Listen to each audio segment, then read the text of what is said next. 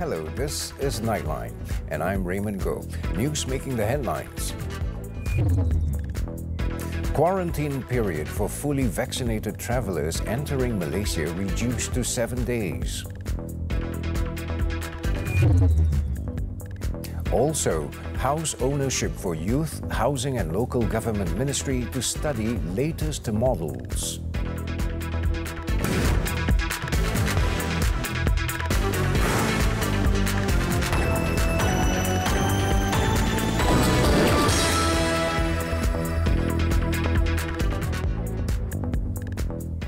Good morning. Fully vaccinated travelers entering the country will begin serving a reduced quarantine period of 7 days from Monday. Health Minister Khairi Jamaluddin said that from Monday, aside from travelers entering Malaysia, close contacts of COVID-19 cases and individuals given supervision orders would also be subject to the 7-day quarantine period, provided they have been fully vaccinated. In a statement, Khairi said those subject to the reduction include any citizen, permanent resident, expatriate, diplomatic corps, or any other foreigner allowed to enter the country from overseas by the Immigration Director General. Close contacts of COVID-19 cases and also individuals given supervision and observation orders by authorized officers are also allowed to reduce their period of quarantine. He also said that individuals who are not vaccinated or have yet to complete their vaccination doses and are currently at day 8 or above of their mandatory quarantine can also take an RT-PCR test starting Saturday. If the COVID-19 test result is negative, they will be granted a release order on October 18th. The Health Minister said that those who do not get the vaccine or are partially vaccinated will have to undergo a quarantine period of 10 days. Khairi added that the existing guidelines are relevant and still applied, with the public reminded to comply with the established regulations. And for those who choose not to be vaccinated against COVID-19, here's a strong message from the Health Minister. Khairi said, quote, "We will make life very difficult for you and continue to make life difficult for you," unquote. He said this when asked if the country would move towards making COVID-19 vaccination mandatory. Sorry to say, to make life very difficult for you if you're not vaccinated because you choose not to be vaccinated. If you cannot be vaccinated on health grounds, that's fine. We'll give you a MySejahtera digital exemption e-certificate. But if you don't choose to vaccinate yourselves because you don't want to vaccinate yourself, then we will make life difficult for you, continue to make life difficult for you. You cannot dine in restaurants, cannot go into shopping centres, and I will be releasing the national testing strategy next week. We will also probably mandate you to go through weekly tests, saliva tests, that you have to pay for. The government doesn't pay for. Speaking to the media in Kuala Lumpur on Saturday, the minister, however, said that those who cannot be vaccinated due to health reasons will be fined, as they would be provided with the MySejahtera digital exemption. Meanwhile, Khairi said that individuals required to take the booster dose for Umrah or meet conditions of other countries can submit applications to his ministry, with the shots expected to be given from this month. Meanwhile, the Home Ministry said it will look into police reports lodged against anti-vaccination groups before deciding if action should be taken against them. Its Minister, Datuk Sri Hamzah Zainuddin, said the suitable provisions of the law can be enforced against them were being identified. Sebagai seorang menteri yang menjaga undang-undang dalam penguatkuasaan undang-undang yang ada, kita akan tengok dulu laporan polis yang telah pun diberikan kepada kita dalam seksyen mana, apa perkara yang mereka telah melakukan kesalahan, dan kemudian akan saya umumkan daripada masa ke masa. He was met by reporters at a food aid distribution program in Kampung Sungai Ara, Batu Kurau, Perak. Datuk Sri Hamzah added a decision on whether a new specific law will be introduced to deal with anti-vaxxers will be decided in due course. With the lifting of the interstate travel restriction, the traffic flow to Pulau Pinang increased to almost 40% over the weekend. State Deputy Police Chief Dato' Fisol Saleh said SOP compliance at all levels is satisfactory, and that's because only 8 fines were issued for violating SOP. According to Dato' Fisol, the traffic data showed a 39% increase in number of vehicles entering the state on Saturday. It was the highest rate recorded since interstate travel has been allowed. He said a survey found that there were many travellers and individuals from different states coming into Pulau Pinang. Pada saya tahap memuaskan. Dalam konteks Penang, insya-Allah. That's why kita minta kerjasama antara kita penguatkuasa, kita tak mampu berada di semua lokasi. Ya. Cuma kita boleh minta, kita minta semua publik sekarang ni, tuan-tuan tengok, sekarang ni kalau dah kata kita nak pergi balik antara pandemik to endemik. Ya. Seperti kita punya Menteri Kesihatan war-warkan, tapi belum di-announce. Tapi kalau dah pergi endemik, kita tak ada pilihan lain, tuan-tuan. Kita sendirilah yang akan bertanggungjawab. Tapi dalam konteks Penang ni saya rasa kita terkawal. He added that the 8 summonses issued were for violation of SOPs at 2 food premises. A survey at popular tourist spot Batu Feringhi found that most of the families were picnicking along the beach. Meanwhile, food premises such as nasi kandar and street food were crowded with the public, while most of the roads heading to the city centre in Georgetown and Batu Feringhi from the Penang Bridge were congested with vehicles. He said that although the roadblocks had been removed to facilitate traffic flow, the authorities will conduct random inspections to ensure SOP compliance by the public.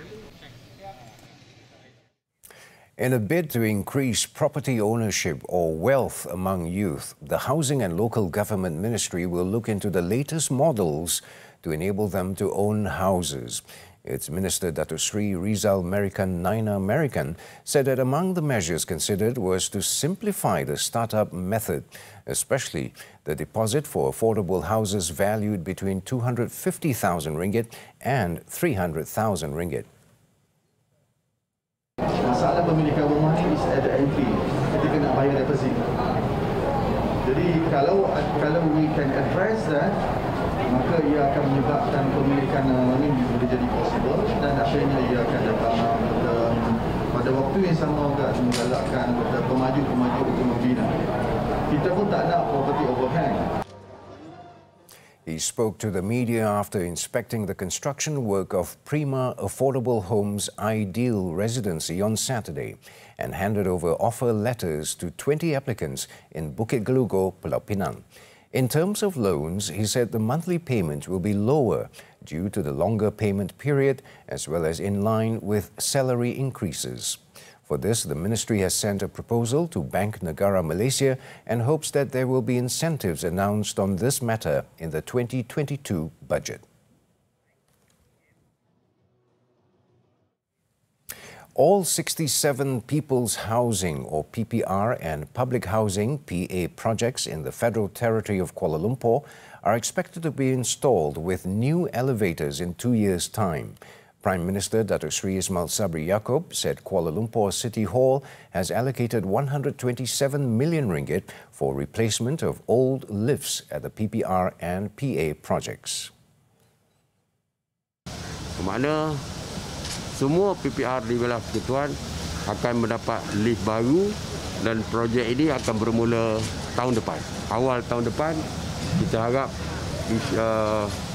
proses perolehan dapat dipercepatkan dan boleh kalau dah selesai proses perolehan, kita harap mulai tahun depan, awal tahun depan kita boleh tukar baru lift ini. Jadi saya harap dengan bajet yang diberikan oleh kerajaan, Persekutuan untuk upgrade facilities. The Prime Minister spoke to the media after visiting Sri Perak PA in the federal capital on Saturday.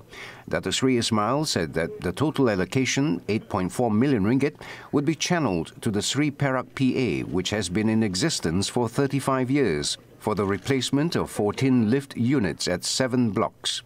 In addition, he said the Kuala Lumpur City Hall has also allocated 1.8 million ringgit for electrical wiring at the housing project. The Prime Minister said that under the strategic program to empower the people and economy, Pemerkasa, the government had allocated 15 million ringgit for the upgrade and maintenance of facilities at all PPRs and PAs in Kuala Lumpur. On another matter, Datuk Sri Ismail said the government will not interfere if any enforcement agency wishes to investigate the Pandora Papers. He added that the government will leave it to the enforcement agencies to read the report and carry out an investigation into Malaysians mentioned in the leaked documents, adding that action can be taken against anyone based on their findings. Kalau didapati ada kes against anybody pun, then pihak berkuasa boleh mengambil tindakan. Kita terbuka, serah kepada pihak berkuasa lah. Pihak berkuasa baca semua, SPRM baca, semua baca apa yang berita yang dikeluarkan. So, base kepada itu terserah kepada pihak berkuasa. Kita tak menyekat tindakan daripada pihak berkuasa kepada sesiapa saja. Ya, tapi ada proof lah. Kalau tak ada proof, tak boleh lah. On Monday, the Dewan Rakyat maintained its decision to disallow a motion to debate the leaked Pandora Papers, which claimed to contain confidential financial files of several prominent figures in the country. In the meantime, the Federal Police has launched its probe on the Pandora Papers. Bukit Aman CID Director Datuk Sri Abdul Jalil Hassan said that police have received 4 police reports. In a statement on Saturday, Datuk Sri Jalil said that out of the 4 reports, 2 have been classified as no further action, as it was related to a memorandum urging authorities to initiate an investigation into the leaked documents. On the other 2 reports, the police have opened investigation papers and have interviewed the complainant. One investigation paper has already been handed over to Bank Negara Malaysia on October 14th, while another will be handed over to the Central Bank on October 18th. The Pandora Papers was released by the Consortium of Investigative Journalists in October, containing a hoard of data reportedly involving some 11.9 million documents and 2.9 terabytes of data used to expose supposedly corrupt dealings of the global elite. 90% of the MM2H program participants fail to meet the revised criteria. Details when we return.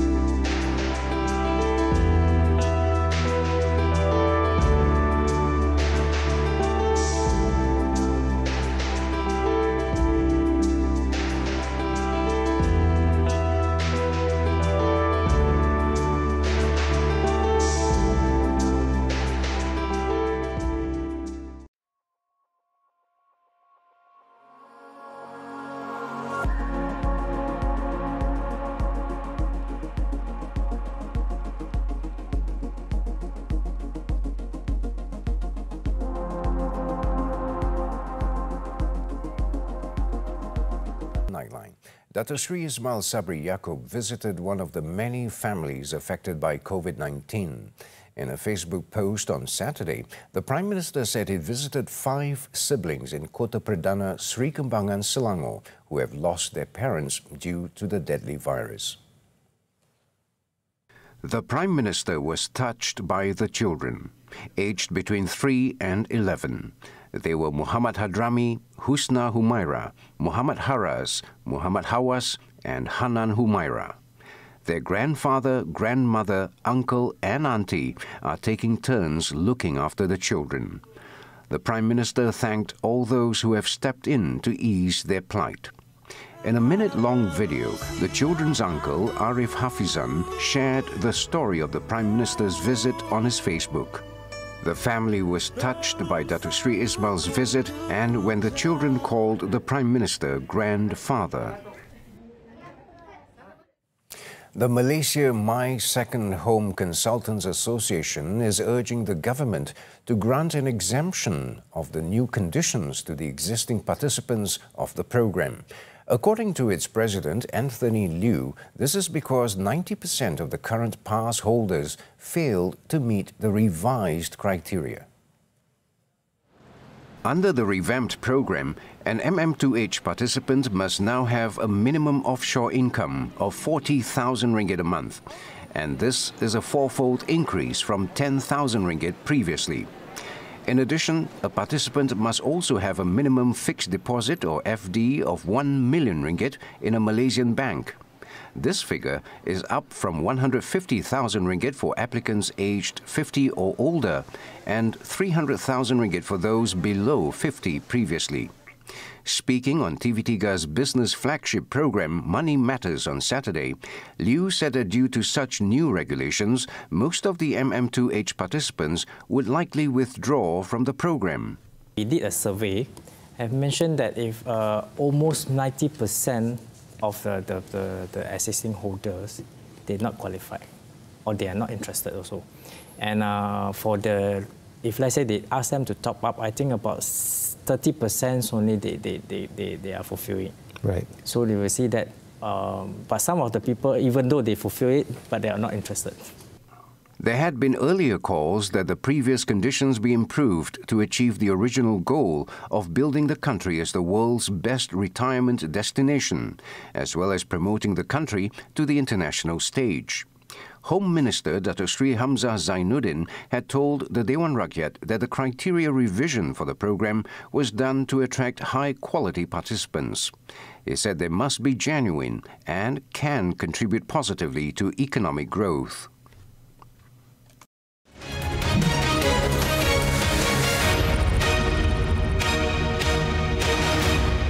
We still have a concern that some of the people, they're planning for future.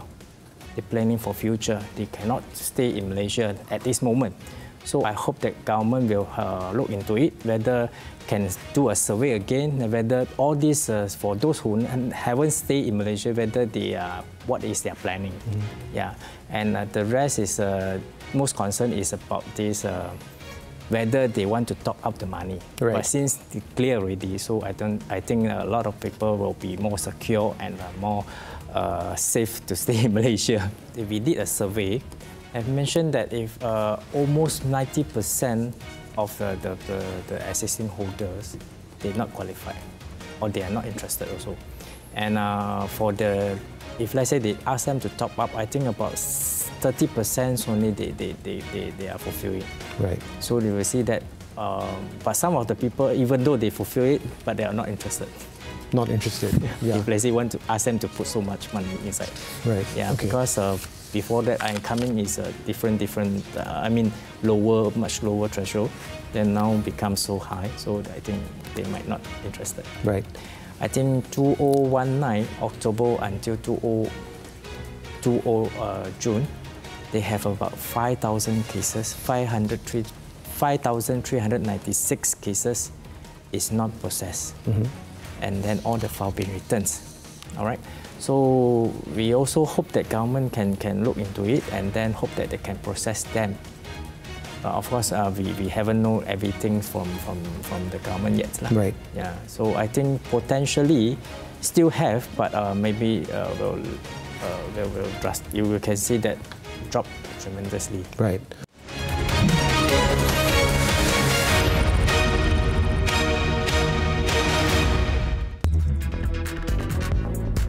After the break, record $104 million worth of heroin seized. Stay tuned.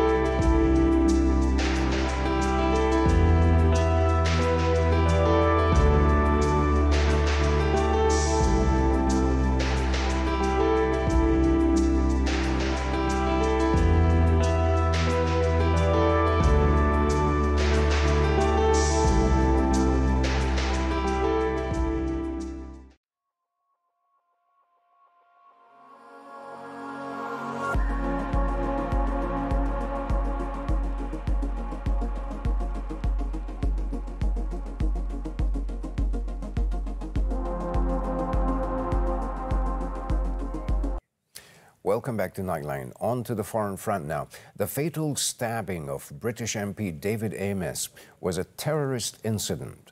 In confirming the matter, the Metropolitan Police said its preliminary findings had revealed a potential motivation linked to extremism. Today is a tragic day for the family and colleagues of Sir David, the community of Southend, and indeed for the whole of Greater Essex. Sir David has dedicated his life to serving the communities of Essex and Southend, and today he was simply dispensing his duties when his life was horrifically cut short. Ames, a 69-year-old pro-Brexit conservative lawmaker, was stabbed to death inside a church on Friday while holding a fortnightly consultation with his constituents in the small town of Leigh-on-Sea in Essex, east of London.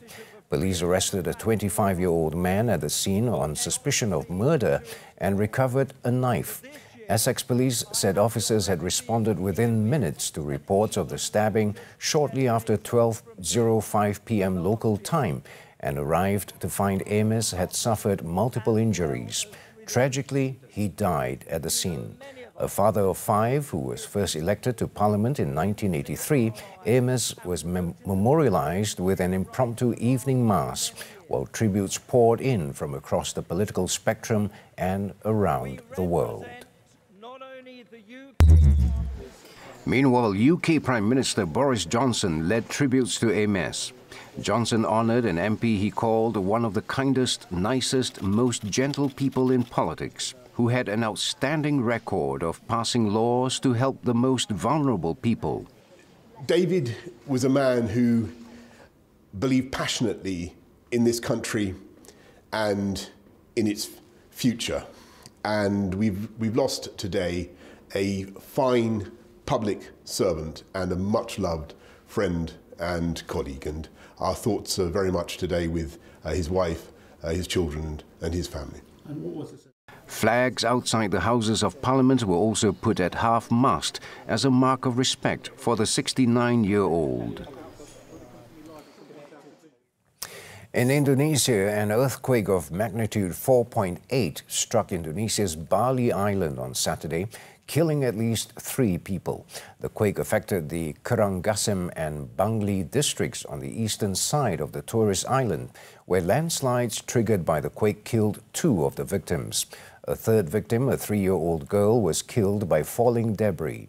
Though a search has been concluded, authorities said they are still continuing to monitor the situation. According to the U.S. Geological Survey, the 4.8 magnitude quake struck off Banjar Wangsian at a depth of 10 kilometers. All affected by the quake have been evacuated, while data on damage is still being collected by Bali's Disaster Mitigation Agency. So far, there was no significant damage in other parts of Bali, while the quake was felt also in the neighboring island of Lombok.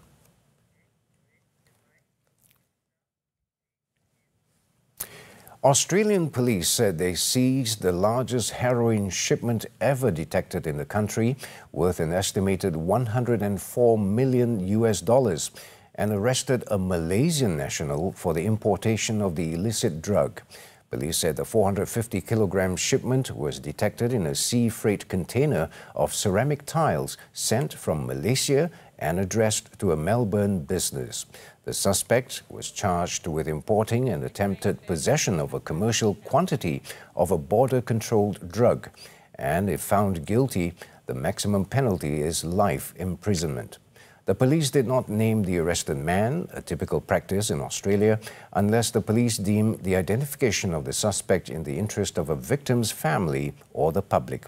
The police believed the interception of the heroin saved 225 lives, based on their estimates that there was 1 death in the Australian community for approximately every 2 kilograms of heroin consumed.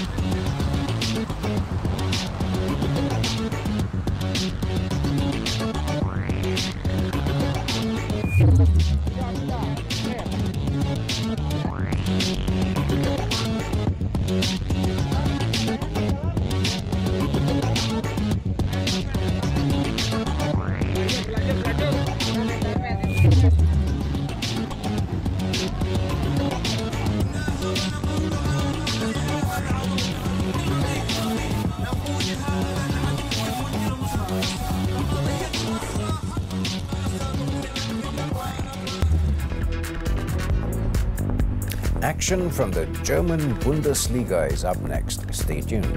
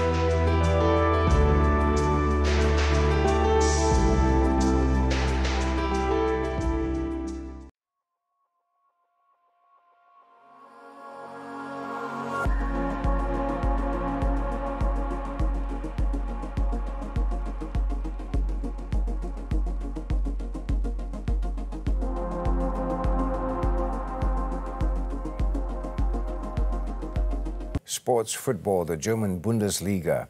Elas Berbu struck a brace as Hoffenheim returned to winning ways following a thrashing of FC Köln on Saturday with a 5-0 victory.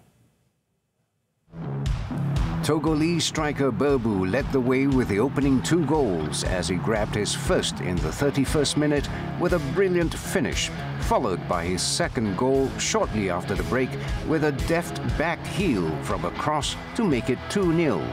It was not long before Austrian midfielder Christoph Baumgartner made it 3-0 following another flowing team move for a 3-0 lead, before midfielder Dennis Geiger added a 4th in the 74th minute. Defender Stefan Posch then rounded off the scoring as he rose brilliantly to meet a cross from the left and power a looping header into the top corner for a 5-0 final scoreline. Following the results, FC Köln dropped to 7th spot, while Hoffenheim improved to 8th and sit just 1 point behind after 8 matches. Still on football, the Japanese J-League, Vissel Kobe spot in the league standings following a narrow 1-0 win over Avispa Fukuoka on Saturday. Former Barcelona striker Bojan Krkic came close to opening the scoring, but his effort was brilliantly saved by the goalkeeper in the 9th minute. Andreas Iniesta also had the chance to break the deadlock, but his low effort from the edge of the box went just wide on the hour mark. The only goal of the match then came 4 minutes before the full-time whistle when Brazilian striker Douglas headed home a cross from Rio Hatsuse. The win moved Vissel to 3rd spot with 60 points as they seek automatic qualification for next season's Asian Champions League. On to tennis now. The BNP Paribas Open. Unseeded Georgian Nikolaos Basilashvili reached his first ATP Masters 1000 semi-final following a stunning victory over top seed Stefanos Tsitsipas in the quarterfinals.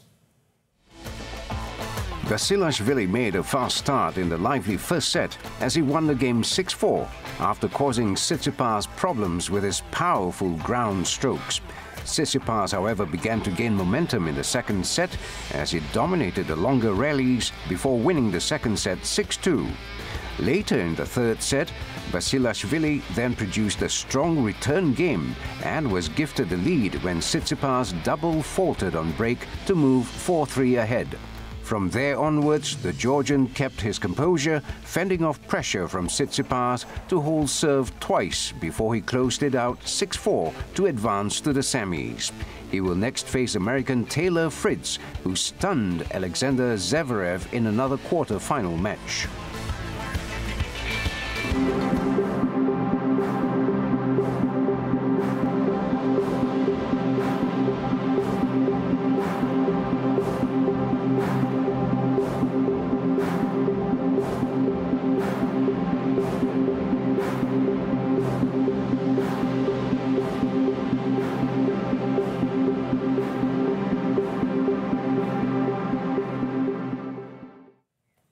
Over in the United Kingdom, crowds gathered outside the Queen's Hotel in Leeds city centre on Friday evening as the building was transformed into a giant projection display for the annual Light Night event.